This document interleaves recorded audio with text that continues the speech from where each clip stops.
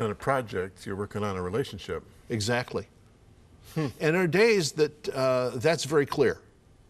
There are days where I struggle with that in terms of I'm a type A. I'm supposed to be doing things, accomplishing things, so that how I daily have to work that out changes. I don't have a set agenda for the next 5 years. I don't have a master plan. And every day is, Lord, what do you have for me to do today? Because my ministry's changed. I do some writing. I do some teaching. I do some networking. I coach preachers. Can I put in a plug? Sure. By all means. I coach preachers, and that's, as they come to me. By the way, if a preacher's listening to you right now and wants to connect with you, it's rtwministries.com. rtwministries.com. Yeah. RTW stands for? Renewing Total Worship. Renewing Total Worship. It also happens to be my initials, but that's another thing. I was going to say, I thought it might be your initial. What's the T stand for? In your Thomas. Name? Thomas. Robert Thomas Wenz.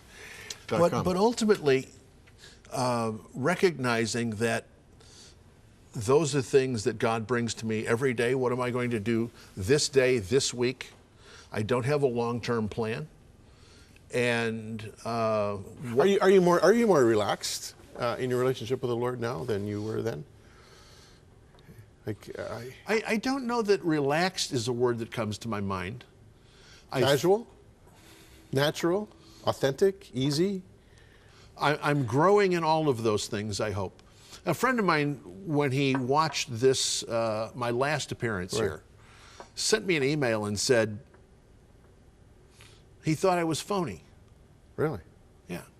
Why? Good friend. Well, we're going to have lunch next week, and I'm going to talk some more about that with him. But basically, he said it sounded like a lot of standard answers that everybody ought to say, that you said what you ought to say rather than what's really happening.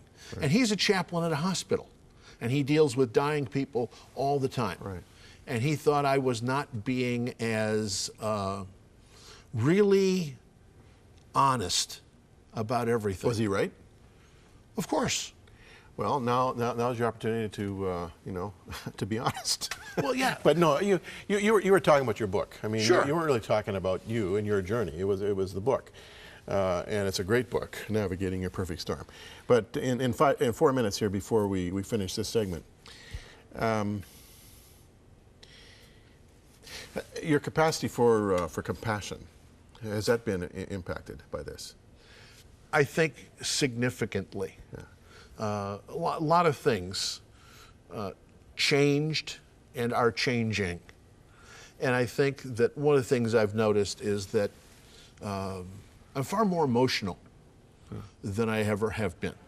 And part of that is a phenomenon that comes as a result of, they tell me, as a result of coronary artery disease, having heart attacks, and makes you very sensitive. I cry.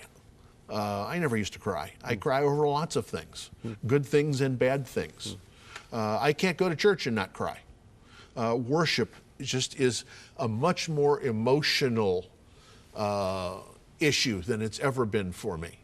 And maybe that's because I'm not leading the worship anymore. I am a worshiper, and that's changed.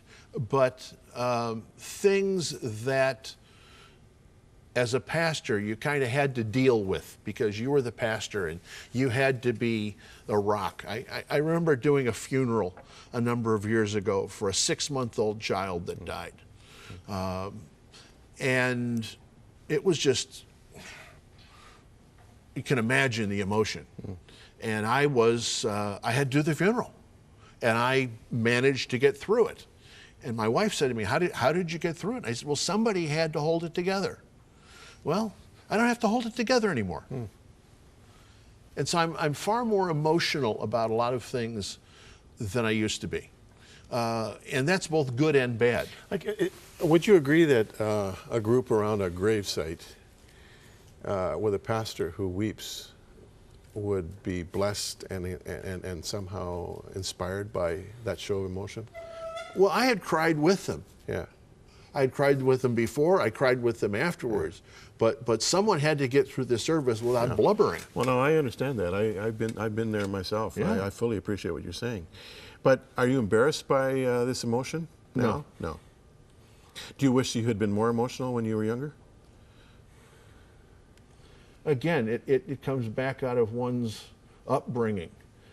Very stern, You didn't see this cold, right from your dad? rigid Yeah. parents. Mom And- too? Oh, yeah. Is your mom still alive? No. No. She's been gone about 15 years. Huh.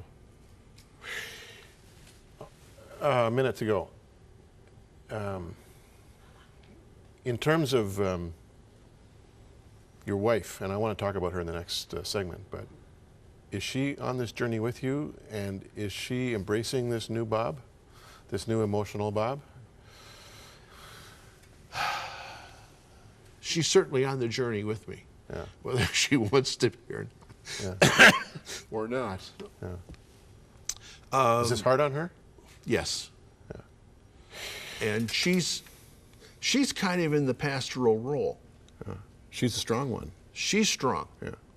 and not stoic, but she's a strong woman and recognizes that God is in control and He will get us through this. Do you believe the times of our lives are in His hands? Absolutely. Bob Wenz is the author of Navigating Your Perfect Storm, a book you want to read, friends, published by Biblica.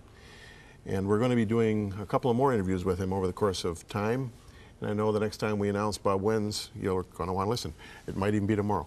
It hasn't been decided yet. Until then, I certainly am looking forward to it. We'll be back after this.